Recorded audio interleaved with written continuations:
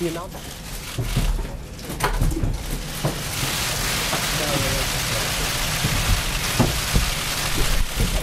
Slow news day.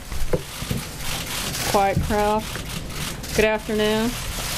To mark the last day of Made in America Week this afternoon, the President will welcome several living survivors of the attack on the USS Arizona at Pearl Harbor and their families. Other events this week have focused mainly on the products and goods bearing that highly esteemed Made in America label. But truly the most prized thing to have come out of our country have been the brave men and women who have risked their lives protecting the freedom of Americans and our allies around the globe. And just a few minutes ago at 2 o'clock, the President signed an executive order that will ensure the men and women of the greatest military in the world have the ships, aircraft, vehicles, and other supplies they will need to keep us safe in the years ahead. This order commissions the first ever whole government assessment of America's defense industrial base, marking the first time since President Eisenhower that an American president is investing personal attention into the health of the United States defense industrial base. President Trump is committed to maintaining the secure supply chains and robust workforce that will support our nation's heroes for decades to come. Next week, we'll be highlighting American heroes like the World War II veterans, the first responders who keep our communities safe every day, and the boys and girls who will grow up to be the next generation of American leaders. While I'm on the topic of the men and women who protect us, I also wanted to note that the President commended the House yesterday for voting to reauthorize the Department of Homeland Security for the first time. The Homeland Security Authorization Act also authorizes U.S. Immigration and Customs Enforcement for the first time.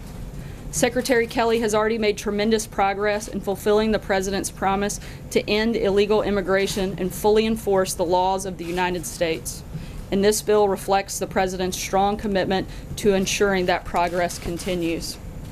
Also on the Hill, of course, Senate Republicans this week continued to work toward our shared goal of saving the American people from the disaster of Obamacare. Earlier this afternoon, Vice President Pence and Secretary of Health and Human Services, Dr. Tom Price, hosted representatives from several grassroots organizations calling on the Senate to take action on health care legislation.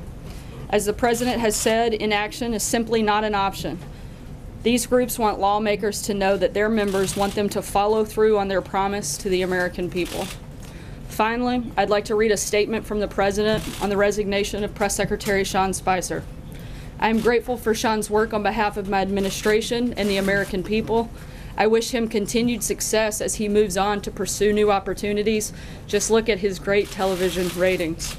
Sean will continue to serve the administration through August, and the President has also appointed Anthony Scaramucci as Communications Director, and I have a statement on Anthony's appointment as well.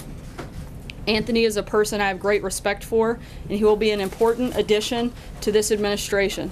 He's been a great supporter and will now help implement key aspects of our agenda while leading the communications team. We have accomplished so much, and we are being given credit for so little. The good news is the people get it, even if the media doesn't. And I'd like to bring Anthony up to say a few words and take a few questions. As always, I'll be back after that to answer any follow-up questions. So. Thank you. Thank you very much. So I'm going to be very brief. I'm going to make my remarks informal, and then I'll take questions from everybody. First off, I'd like to announce formally that Sarah Huckabee Sanders is going to be the press. Oh, you can't hear me? I'm sorry. Better? Sarah Huckabee Sanders is going to be the press secretary. And so you can congratulate her after the session. You still can't hear me? No sound? Okay. Better? Better now? Better now? I'm going to start over. You guys heard me in the front, though, right? What did I say, John? Sarah's going to be the press secretary, right? Okay, so congratulations to you, Sarah. And so I want to make a couple of statements. The first thing I want to say is I want to thank personally Sean Spicer, not only on behalf of myself, the President, the administration, but Sean is a true American patriot. He's a military serviceman. He's got a great family.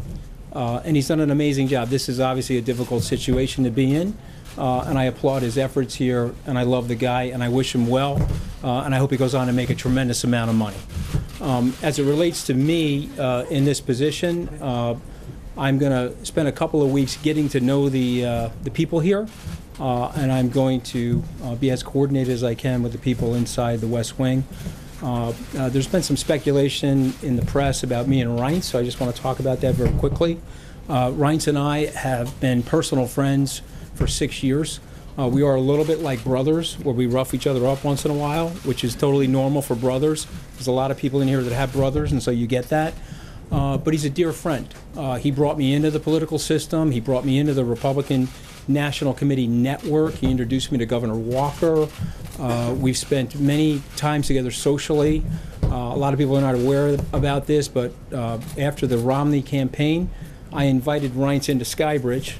I think it reflects poorly on Reince that he didn't take my offer to come in and be our chief operating officer. But I say that in jest, obviously. And so what I want you guys to know is that he was my first call this morning. I met with him before we sat in the Oval Office, and we are committed as true professionals to the team and the process of getting the administration's message out. And I think that's going to be one of the big goals for us.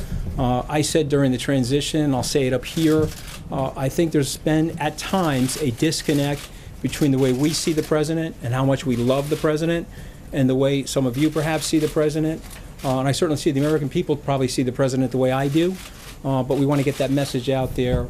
And to use a Wall Street expression, there might be an arbitrage spread between how well we are doing and how well some of you guys think we're doing, and we're going to work hard to close that spread. And so I'm done.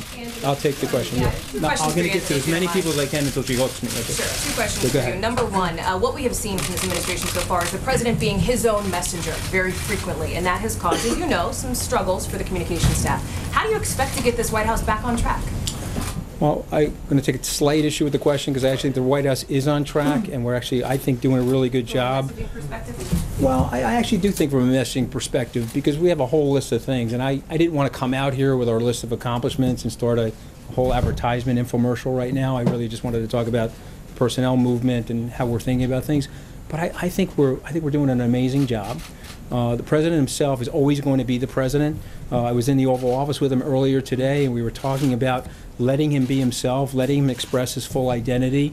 I think he's got some of the best political instincts in the world, and perhaps in history. If you think about it, he started his political ascent two years and 2 months ago, and he's done a phenomenal job for the American people. And the people I grew up with, they so identify with the president and they love him, and so we're going to get that message out. So my second question for you, I'm going to get to everybody. Don't worry. You can speak a little bit about how you plan to, obviously you're a business guy, you're a Wall Street guy, how you plan to handle any potential conflicts of interest, and walk us through how this offer was made to you, what the president said when you were here, what the conversations were like. Well, I don't think it's fair to the president for me to go into the exact conversation because I want to keep those conversations between me and him private. But we talked a little bit about the White House. We talked a little bit about our personal relationship. And then when he extended the offer to me, I said I would do it because I want to serve the president. You know, one of the things, I have a lot of family members that serve in the American military. Unfortunately, my generation, I'm born in 1964, I did not serve. I filled out the selective service. It's one of the regrets for my life, so this is an opportunity for me to serve the country. I love the president. I obviously love the country. Look at my life experience here in the country. And so it's an honor to be here. It's an honor to stand here, actually. In terms of my personal business conflicts? Correct, yeah, so I have worked with the Office of Governmental Ethics to take care of all of my business conflicts. My start date is going to be in a couple of weeks so that it's a 100% totally cleansed and clean. And I don't see an issue with it. The Office of Governmental Ethics doesn't see an issue with it, nor does the White House counsel. So, but you know, here's one thing I want to say about this, though. When you're bringing American business people into the administration and they've had some level of success in the society, they have to unencumber themselves. You know, it's just a very interesting thing, and it's somewhat ironic. You want to go serve the country, and so the first thing you have to do is take on this mega opportunity cost by getting rid of all of your assets. And so, but I'm willing to do that because I love the country. John, I'm going to get to everybody. Anthony, you've been watching this White House from somewhat outside, and I'm sure you have your own perspective on what you've seen. Not quite as tan as you, though. Not that outside. Go ahead. What is the first thing you're going to change to try to right this ship and put it on a course? Again, I take issue with that. I think the ship is going in the right direction. I think we've got to just radio signal the direction very, very clearly. I like the team. Let me rephrase that. I love the team. And so I'm an incrementalist. Most entrepreneurs you will find are incrementalists. To say something overly bold or overly dramatic is unfair. What good entrepreneurs do is they start the day and they go through the process. The Navy SEALs would tell you that if you want to eat an elephant, you got to eat it one bite at a time. And Sarah and I are going to do that together. I'm going to get to everybody. Gareth, go ahead. Anthony, did you have any hesitation taking this job, knowing it might cause some friction, in that it might lead to Sean leaving, which is what's going to happen, and the two are at least somewhat coincidental? And did you have any hesitation about how you would relate to the rest of the White House staff if you came in under those circumstances? Okay, well, listen, you know, remember, I'm a business person, and so what happens in business a lot of the times is you have some rotation in personnel as you're making changes, and you have lifestyle choices that people are also making. I would love to have Sean here. Sean decided that he thought it would be better to go, and for me, as it relates to Sean, it speaks volumes to who he is as a human being, who he is as a team player. Okay, so his attitude is, if Anthony's coming in, let me clear the slate for Anthony, and I do appreciate that about Sean, and I love him for it. But I don't have any friction with Sean. I don't have any friction with Reince. This is the White House, the United States of America, and we're serving the president. And I want to make sure that our cultural template is that we put the president's agenda first, which is perfect for the American people, and we serve his interests. And so if we have a little bit of friction inside the White House as a result of that, it's okay. We can all live with that. I'm a business person. I'm used to dealing with friction. You were a significant player during the transition. Was it disappointing that you did not land a post here from the get-go? Again, I would say as an entrepreneur, you have to be accustomed to setbacks. I've had a series of setbacks in my life, which I've written about. I wrote a best-selling book, and if you don't believe me, you can come into my basement. I'll show you every copy in order to get it to be a best-selling book. And so I'm very honest about mistakes that I've made and setbacks that I've had. And so was I disappointed? Yes, I said that candidly, that I was disappointed. But I love the president, and I'm very, very loyal to the president. And I love the mission that the president has. Okay, since the early days of the campaign, when I went to these rallies and I saw the love that the people had for the president, and again, I grew up in the middle class, and so there's a struggle out there. The president saw that before I did. I wish I could tell you I saw it before him, but he taught it to me. And I feel that struggle, and I have empathy for that struggle, and I want to be here to help make things better for the American people. So I'll take the hits. Yes, sir. Anthony, I'm going to try to get to everybody, I promise you. I'll try to get to everybody. Sean told the AP and others that the president needed a clean slate. How does that comport with a White House that's headed in the right direction? And secondly, how badly does the president need a win on health care in order to make progress? Okay, so here's the one problem with the way our society is working right now. We are micromanaging the seconds of the news cycle. I predicted the president will get a win in health care. That's my honest prediction, just because I've seen him in operation over the last 20 plus years. The president has really good karma, okay? And the world turns back to him. He's genuinely a wonderful human being, and I think as the members of Congress get to know him better and get comfortable with him, they're going to let him lead them to the right things for the American people. So I think we're going to get the health care done. I also think we're going to get tax reform done. And whatever else is on the president's agenda, we're going to work very, very hard, very studiously here to make it happen. So John. I see the cameras are back. Will you commit now to holding regular on-camera briefings here? If she supplies hair and makeup, I will consider it.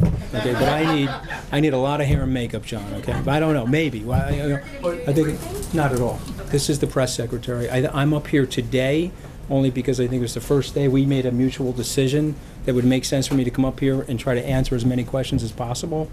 But and the answer is we may. I have to talk to the president about it. I like consulting with the president before I make decisions like that. Go ahead, John. Keep going. I know you've been one of the president's strongest supporters for a while now. Yeah. But does he know what you said about him back in 2015 when you said he was a hack politician? God, he brings it up every 15 seconds. Okay. One of the biggest mistakes that I made, because I was an unexperienced person in the world of politics, I was supporting another candidate. I should have never said that about him. So, Mr. President, if you're listening, I personally apologize for the 50th time for saying that. But here's the wonderful thing about the news media. That was 3 minutes of my life. He's never forgotten it, and you've never forgotten it. But, I hope that someday, Mr. President, you'll forget it. Okay, let's go to the next question. Can I ask you one more just quick? Go ahead, John. There's been a question about credibility some things that have been said in this room. Let me ask you a variation of what I asked Sean Spicer on his first day. Is it your commitment to the best of your ability, give accurate information, the truth from that podium? I mean, I sort of feel like I don't even have to answer that question. I hope you can feel that from me, just from my body language. That's the kind of person I am. I'm going to do the best I can. I'm going to get to everybody. Go ahead. Anthony, you mentioned your relationship with Reince. Was he involved in offering you this position? Was he consulted by the president ahead of time? Yes, he was consulted. He was involved in the thing. There's a lot of speculation in the press about the timing and so on and so forth. And so what I'm here to tell you is that we're a team. Now, if you walk us through how the job was offered, like I said, I think some of this stuff, it's unnecessary to go into that granular detail, because then, you know, it's almost like the book The Circle, where you're wearing like a police camera on you when you're having conversations. I don't think that's fair to the president. But here's what I would tell you, okay? I'm a team player. I've played team sports my whole life, at least as a kid, and I believe that you have to subordinate yourself to the greater good of the team. And if teammates don't have disagreements about certain things, then they're not going to get to the championship. You've got to get together and, you know, mix it up a little bit from time to time. I have no problem mixing up with these guys. I love these guys. I respect these guys. Is it perfect every single day? Tell me whose life is perfect every single day. But here's the commitment that I'm making to you and to the American people and to the president, that I'm here to serve him and I'm here to serve the people inside the West Wing. just to follow up on John's question, are you committed then to regular televised briefings and having a transparent relationship with the press? Okay. And again, I obviously am committed to being transparent because I'm standing here, but I'd like to talk that over with the president, and we have a new press secretary. I'd like to talk it over with her, and then we'll get back to you on that. But listen, I'm standing right here. I'm going to try to answer every question. Sarah, go ahead. So, two quick questions. The first one, obviously we know the president has been feeling under siege with the Russia investigations, both at the Department of Justice, but also on the Hill. Do you feel like he was feeling exposed? He didn't have people adequately coming to his defense? Is that part of the reason that we have you here today? No, I don't think so. So one of the things that I'm doing today is I sort of didn't have my White House counsel briefing before I'm having the press briefing. So I want to limit my remarks related to the Russia situation and things like that.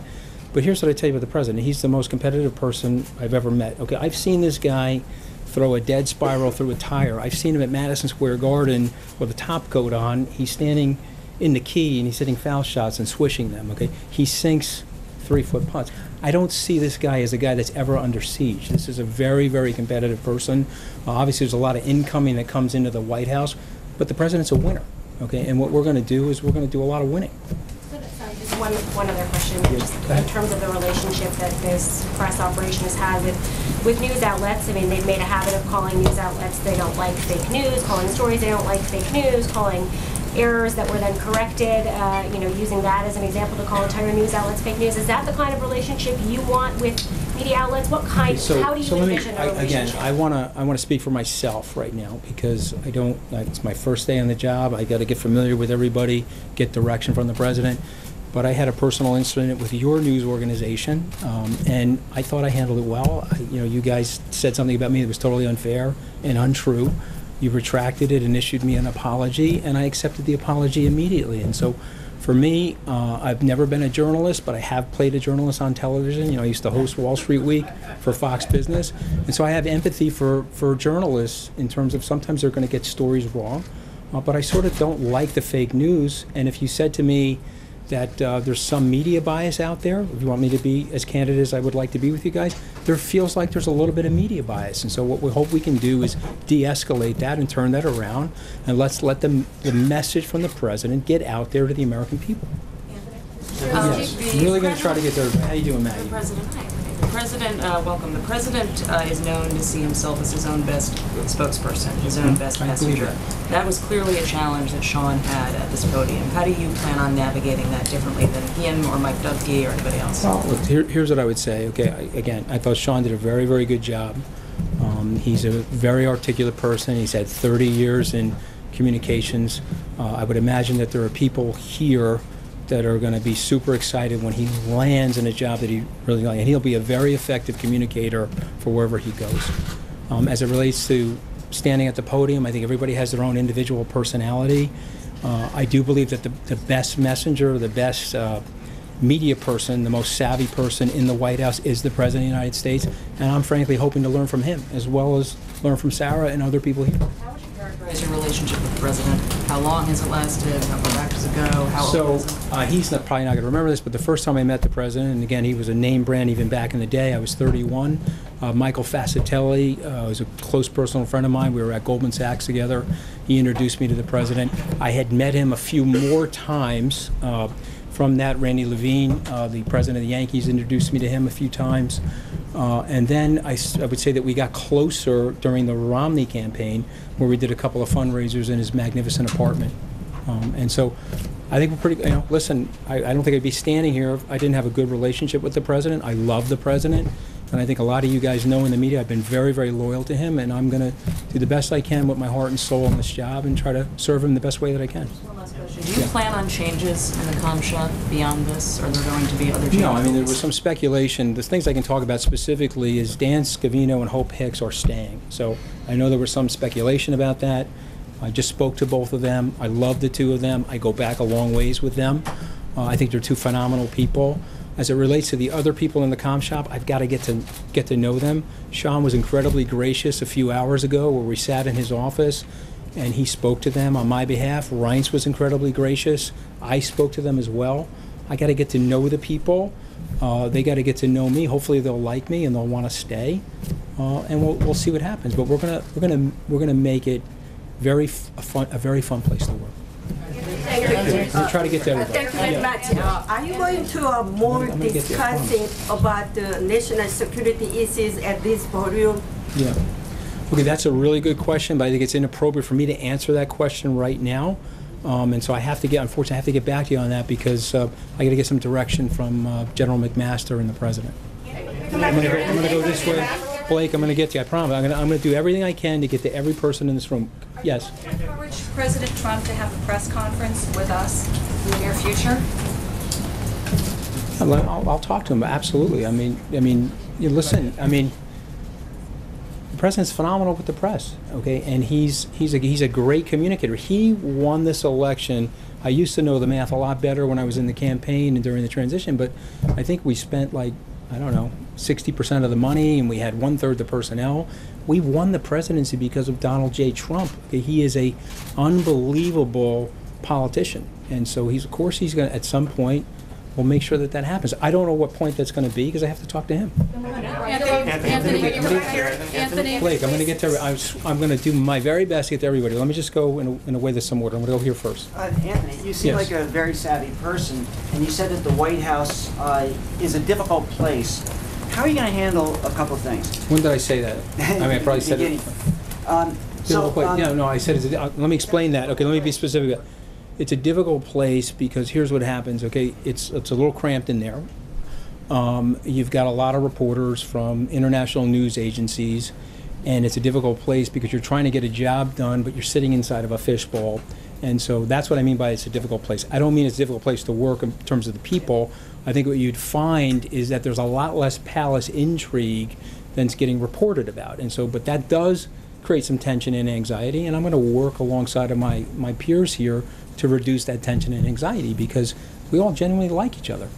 But how are you going to handle? How are you going to? My question. How are you going to handle when a crisis or a big thing comes up, and you put a very sophisticated message out at night, and the president in the morning tweets something very different? Okay. And are you willing to say you've made a mistake? Okay. So two questions there.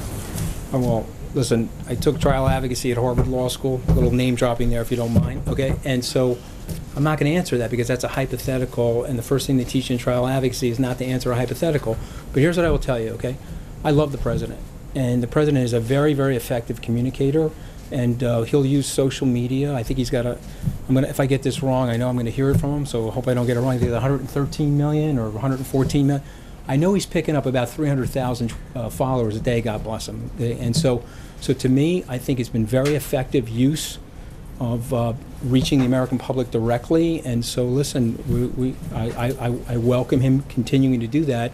I think it's very, very important for him to express his identity, because what I have found when I travel around the country, people love him.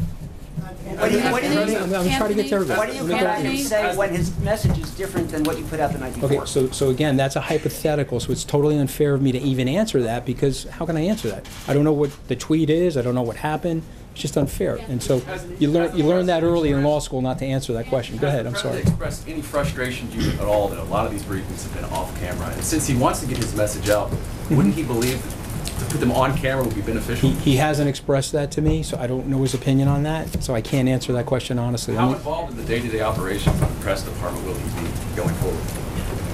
As much or as little as he wants to be. I mean, he's the President of the United States. I'm here to serve him.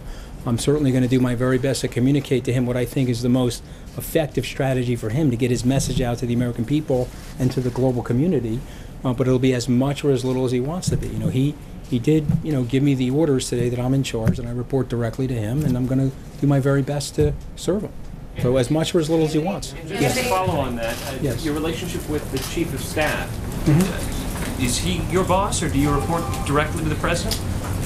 Okay, so I'm going to let Reince answer that. I have no problem working for Reince. I can only speak about my management style, okay?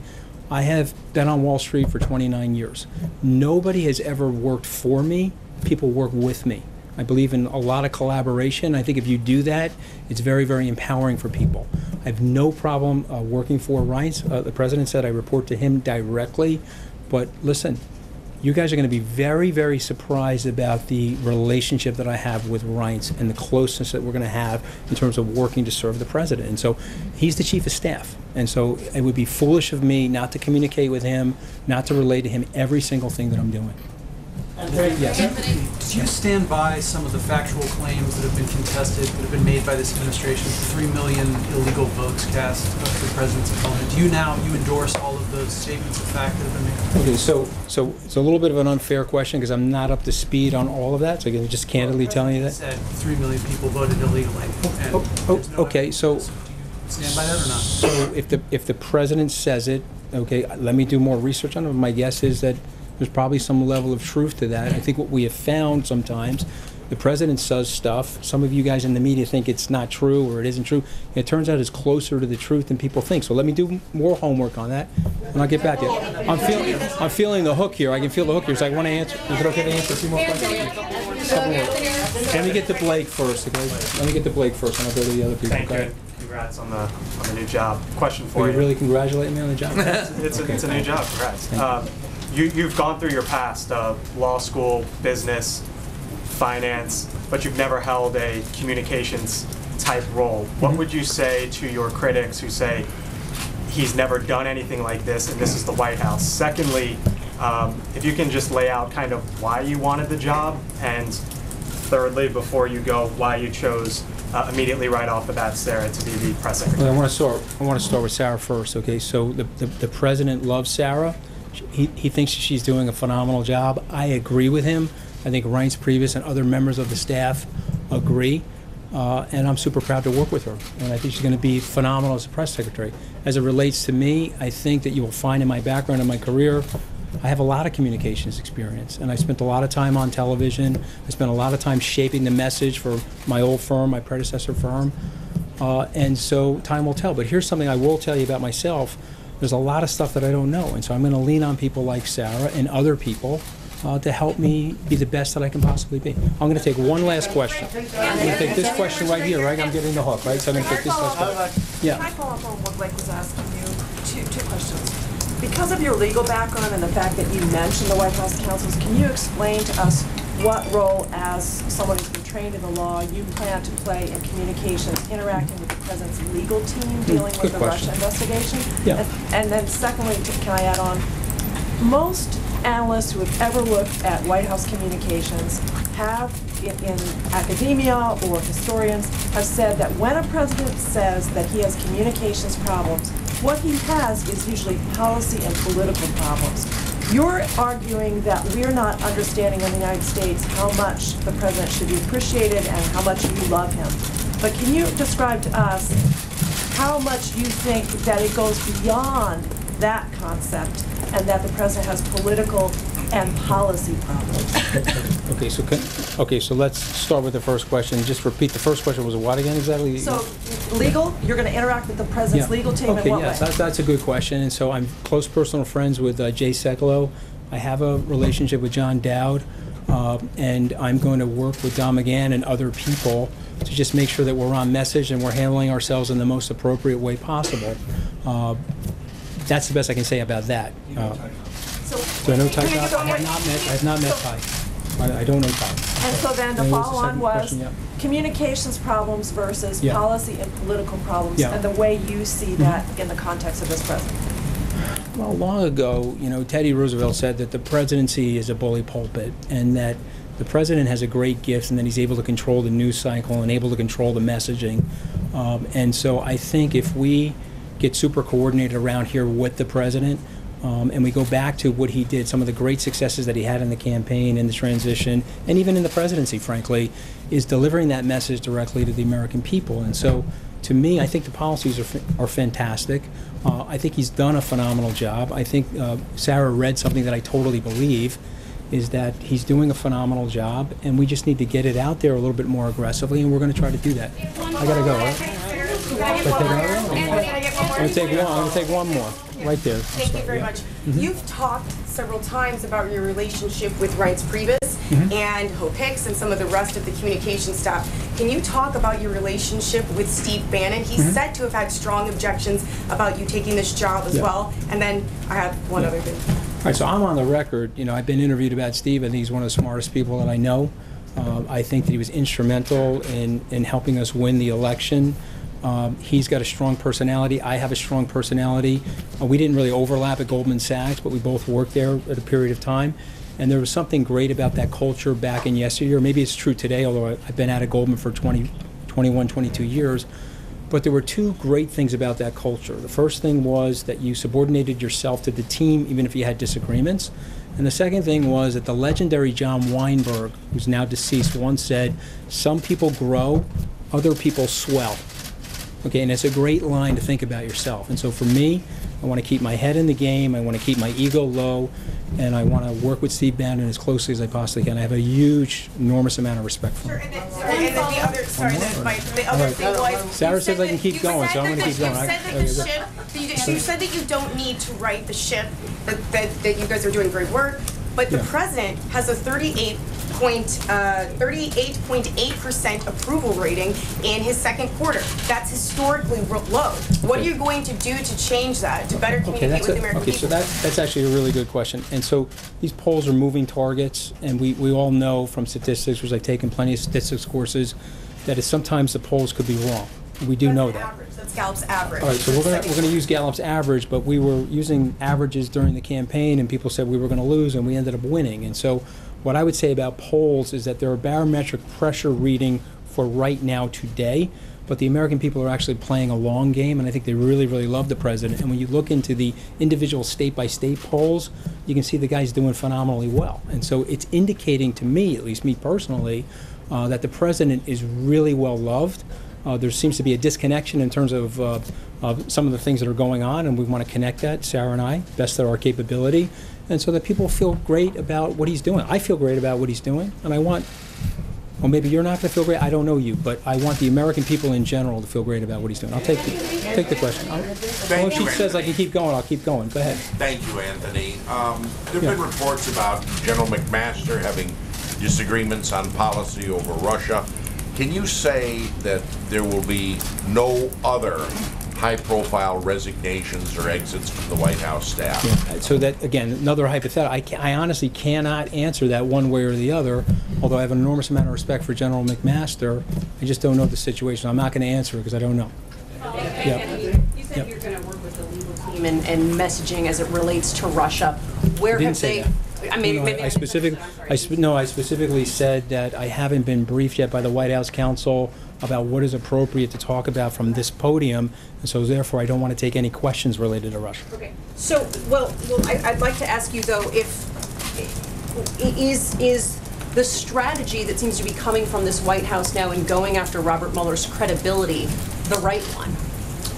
Okay, so again, that's sort of in that zip code of the legal team and not really in Sarah or my zip code, so I just want to stay away from the question. It is a messaging question.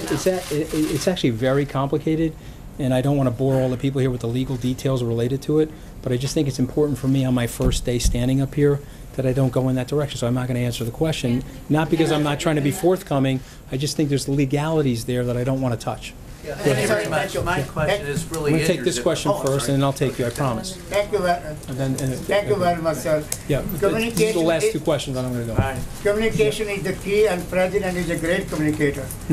How important is now relations between the President and the press, and you think how he's going to change, and how much he has a faith and trust in the White House press, and what is the future? Listen, I'm a super optimistic guy. You know, I'm too short to see the glass anything other than half full, right? So I'm a super optimistic guy, and I think that the president's going to have a phenomenal relationship with the press. We'll get there together. Take this last question, then I'm leaving. My question is in your zip code. Larry Speaks, who once stood up there, said, "Don't tell us how to stage the news. We won't tell you how to report the news." Do you think that that's an accurate reflection of what your all's job is? Say it again. Larry Speaks said, "Don't tell us how to stage the news. We won't tell you how to report the news." Do you think that's an accurate reflection of our relationship? I don't know. You know, we're in a different world. I mean, I have an enormous amount of respect for Press Secretary Speaks, but when he was standing at this podium, it was a very, very different world. Each one of us right now has a sound studio, a recording studio, a movie studio, a television studio right in the palm of our hands, and so we could stage things, and it's going to be read certain ways. It may not be read other ways. But I know what Sarah and I are going to work on is reaching as many people as we possibly can for today's era. And so maybe he was accurate in the 1980s, but Sarah and I will think of something cute to say once we start working together. She wants to give me the hook. She wants to give me one more. I'll take it. Okay. Yeah. The president tweeted that it's impossible for his communications team to know what's in his head at every moment. Yeah. How are you going to make sure that you are on the same page as this president? What have you said to him about the need to know what he's thinking and where he stands as it relates to policy? Listen, I know, you know, I'm not going to speak on behalf of the president. I just feel like I have a close relationship with him. Sarah has a close relationship with him. And I think it's super important for us to let him express his personality. It has been a very successful life experience for President Trump to be President Trump. And so let's let him do that. And let me just finish. And, you know, let's see where the chips fall. And then when something happens that you don't like or you like, you'll talk to me or Sarah and we'll address it. Do you plan to meet with him every day? Do you plan to meet with him every day? And do you have Oval Office privileges? Do I plan to meet with him every day? And do I have Oval Office privileges? Listen, I'm not one of these people that need to have unnecessary FaceTime with the president, okay? But I do have Oval Office privileges, if that's what you're talking about, and I do have the opportunity to meet with him because I'm going to be his comms director, and he told me that he's going to put me in charge of this, and so I want to make sure that I'm linked to him and syncopated with him in a way that he likes. And so I'll meet with him, but I don't want to waste his time and sit in the Oval Office unnecessarily. Thank you. Thank you. Anthony, we're going to go on full time. And they're going to move to DC full time. Thank you, Anthony. You got a place for me? You got a good realtor for me? We'll figure it out. Okay, thanks, guys. Thank you. Obviously, I would have been happy for him to stay up here all day and continue to exhaust all of your questions. But one, I figure I probably should answer a couple today. And also, the president has an event here shortly, so I want to try to work through as many as I can. And with that, I'm actually going to start with Jeff Mason, since I believe it is maybe your last day and my first. So with that, Jeff, take it away. Can you talk just a little bit about how this will affect, this change will affect the press office, and can you speak a little bit for Sean about how he's feeling and how he took this news and how he made the decision to resign? I'm not going to speak for Sean in detail. I can say that he understood that the president wanted to bring in and add new people to the team, and Sean felt like it would be best for that team to be able to start with a totally clean slate. And I think I want to echo what Anthony says. I think it speaks volumes to who he is to be willing to do that and allow Anthony to come in with a brand new starting place. And I think you know, he's served the president loyally and admirably. He's going to continue to stay on for the next several weeks through the transition, and I'm sure he'll be happy to answer some of those questions directly. Hey, sir, first of all, congratulations on the job. Can you clarify where the president stands on the issue of pardons? Is he considering pardons for figures in the Russia investigation? And does the president believe that he has the power to pardon himself? Look, I'd refer you to the comments that have already been made by the outside counsel in terms of their actions. The president maintains pardon powers like any president would, but there are no announcements or planned announcements on that front whatsoever. Does that include power to pardon himself? Does he believe that he has the power to pardon himself? Like I said, I don't have anything to add beyond what the outside counsel has already stated on that front. In the president's interview with the New York Times, he raised questions about Robert Mueller. Does he endorse his legal team's efforts to undermine Robert Mueller's credibility? Again, the president has absolutely nothing to do with any of the allegations that are being made. I think he's maintained that, and he wants them to complete their process as quickly as possible so that we can move on from the ridiculousness of all things Russia and Russia fever. But to the question that I asked, does he endorse his legal team's efforts to undermine the credibility of the special counsel? I'm not aware of those details, and that's something you would have to ask. That's something you would have to ask his legal team. I'm not part of that process, so I wouldn't be able to answer that. On healthcare, what does the president want the Senate to vote on next week? I think he wants to, as Mark Short stated earlier this week, and as we've repeated many times before, the president's preference is to repeal and replace Obamacare. And we haven't been shy or quiet about that, and those intentions have certainly not changed. John? How much arm twisting is going on vis-a-vis the health care bill? The Vice President had a lot of conservative groups over today. Those conservative groups announced that they will actually be scoring votes next week on the motion to proceed, which I believe is unprecedented. I don't think anyone here has made a secret that this is a big priority and that Congress should do what they've been talking about for the last 7 years. It's time for them to get in there and repeal and replace Obamacare, and these groups recognize that. Their constituency that support the groups that they have certainly recognize that, and they're supporting the mission of their organizations and pushing and putting pressure on members to get the job done. Nothing beyond that. Something too, but just about the organizational structure now that Anthony's come in. The press secretary and the comms secretary used to be pretty much co-equal, reporting to the chief of staff. Will it remain that way? Because there was some move toward making the communications director sort of a deputy chief of staff, and then the press secretary and the comms director would report to that person. So do you still report to Reince, or do you report to Anthony? I think that Anthony said it better than I can in this capacity, as we plan to work together as a team. And certainly our goal is to work together to promote the president's agenda, and to do that not just with the two of us, but the entire press comms office, as well as the entire White House staff. But again, do you report to him, or do you report to Reince? We all serve at the pleasure of the president. Callie? Questions for you. Number one, when you talk about, there were some comments made by a senior administration official this morning on television talking about the motivations of people who are part of Bob Mueller's special counsel investigation. Do donations to a political party, if it's not the president's party, does the president believe that disqualifies those people from being part of this special counsel? I don't know that we're putting out a litmus test, but again, questions regarding that I would direct you to the outside counsel that's running that part of the process. Question about National Security Advisor McMaster. Does the president have confidence in his National Security Advisor? I have no reason to believe otherwise. Sarah. Sure. Alex. The president clearly doesn't want special counsel, he said he doesn't want special counsel Robert Mueller to look into his finances, but the intelligence committee is already looking into financial data from the Treasury Department. Is there anything the White House can do to stop that? Look, again, the president's point is that he doesn't want the special counsel to move beyond the scope and outside of its mission, and the president's been very clear, as have his accountants and team, that he has no financial dealings with Russia, and so I think we've been extremely clear on that. Blake? Sarah, last time when it became apparent in the House, the first go-around on the healthcare bill there, that it was going to fail, it was pulled at the last minute, within the last hour or two.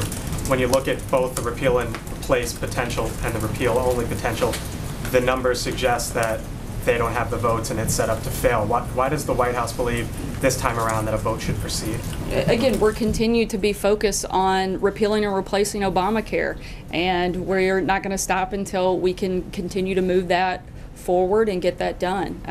Not only have we wanted to commit to that, but frankly, a lot of the members of the Senate and the House have not only committed but campaigned on that, and it's time for them to step up and get that done. The President believes that a vote should take place at some point next week on some sort of a bill, one way or another. I don't think you can repeal and replace Obamacare without a vote, so I think it would be a pretty necessary part of the process. John? Sarah. Thank you, Sarah. I just want to get something straight. Earlier in the week, you indicated the White House was not opposed to outright repeal. And then based on your remarks today and Mark Short's 2 days ago, you seem to favor repeal and replace. Does that mean you are against the outright repeal bill that Congressman Biggs has introduced? Not against, but again, as Mark said earlier this week, our preference is to repeal and replace. Trey? Thanks, Sarah. 2 questions for you. Can you take us through the process of how the president decided to hire this new communications director, Anthony Scaramucci? And moving forward, what will his role be in terms of objectives that the president wants him to meet? As Anthony said, he's known the president a long time. He's been a loyal supporter of the president's, and Anthony's somebody who has come from nothing and built an incredible, I think several incredible companies, and he's one of the most successful, smart people that the president could put on his team, and the president recognized that and wanted him to be a part of this process. I think very early on he was a very strong advocate throughout the transition, and this has just been part of the process to bring him inside the White House. A quick follow-up on Rob Mueller. Does President Trump have confidence that Robert Mueller will conduct a fair investigation? You know, at this point, I don't have any reason to see otherwise, but I have not had a chance to ask the president, and I'd want to get clarity on that before I comment. Zeke? Thanks, Sarah.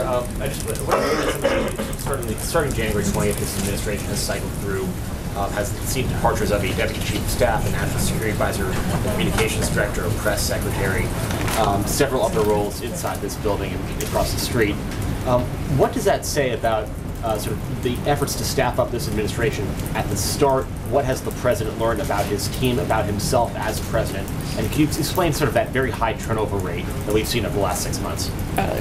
You would have to ask the president what he's learned in that process. And I can tell you, though, I think what we've all learned in that process is that working together and working to accomplish the things that the American people elected the president to do is our focus. It's what we come here every day to do. We're a lot less focused on the who, but the what, and we're going to continue doing that every single day. Jim? Do you not see that as a chaotic turnover? No, I don't see it as chaotic. Jim? Sarah, is the White House concerned? If you want to see chaos, Zeke, you should come to my house early in the morning when my 3 kids are running around. That's chaos. This is nothing. Concerned news this week concerning the Attorney General and the resignation of Mr. Spicer could have the effect of alienating or demoralizing Trump loyalists both in and out of the administration. I think that Trump loyalists, particularly within the administration, but certainly across the country, are energized by the accomplishments of the president in the first 6 months. Stock market's at a high, jobs are growing, regulations are coming off, the country's becoming more secure, the border's becoming more secure, immigration is down. I think we have a lot of things to celebrate, a lot of things to be excited about, and I think our morale is pretty high. Take one last. Steve. First of all, congratulations. Thank you. Promotion. I was wondering if you approach this new role with excitement, with trepidation, with apprehension, and if you could reflect on these last 6 months in one day on what you've learned about how it is to speak for the president. Is it a tough job? Have you found it easy?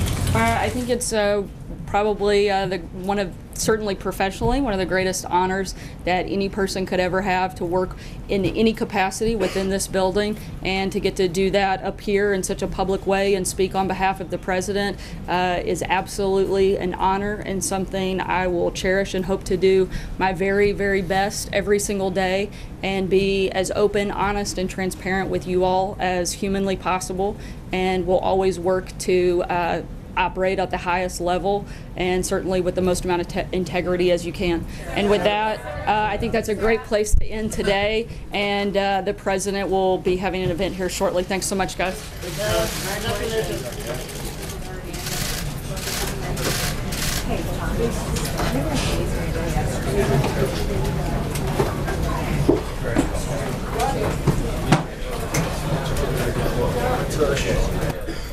Just to recap, Sean Spicer has resigned as press secretary after President Trump hired Wall Street financier Anthony Scaramucci to be communications director. He'll take over for Mike Dubke, who resigned in May. Sean Spicer had been filling the job. Mr. Spicer tweeted this out this afternoon. It's been an honor and a privilege to serve at POTUS, at Real Donald Trump, and this amazing country. I will continue my service through August. The Associated Press is reporting that Sean Spicer said the White House is at a point where President Trump could benefit from a clean slate. Incoming White House Communications Director Anthony Scaramucci then announced who's going to replace Sean Spicer.